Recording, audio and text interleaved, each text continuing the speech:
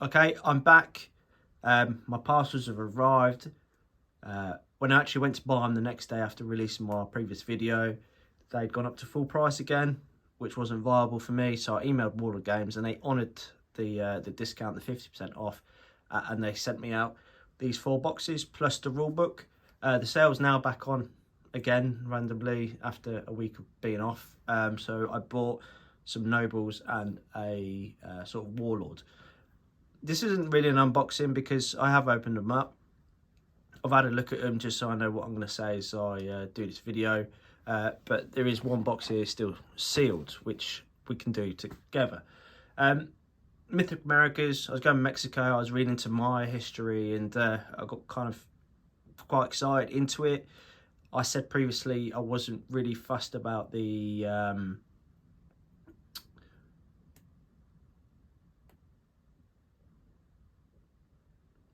I wasn't really fussed about sort of like the actual fancy element of the game. I wanted to be as realistic as possible, but having been there and appreciating the culture, I think I will sort of step into that world and just embrace it really, because the rulebook looks really good.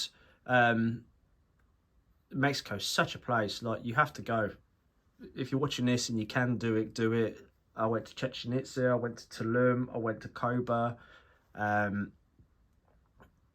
Did so much in that week. It was absolutely unreal, and just seeing the history and the architecture and the structures, it was brilliant. And just being in the jungle. Anyway, I'm going to crack on with this video. I'm not going to sexualize my models. I've watched unboxing videos before when people call them beautiful and sexy.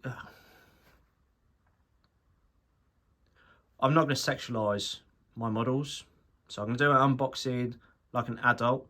I'm not going to call them beautiful and things like this. These ones in particular are metal models.